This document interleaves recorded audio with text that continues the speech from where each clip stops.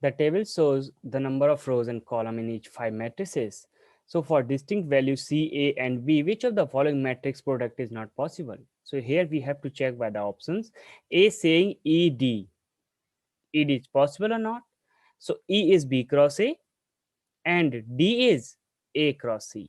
So column of first is equal to row of second, means it is possible. DC. So D is A cross C and C is C cross B. Yeah, column of first again equal to row of second. It is also possible. CE. So C is C cross B and E is B cross A. Again, column of first is equal to row of second. It is also multiplicable. A cross E. So A is A cross B and E is B cross A. Again, column of first is equal to row of second. Yeah, it is multiplicable. AC.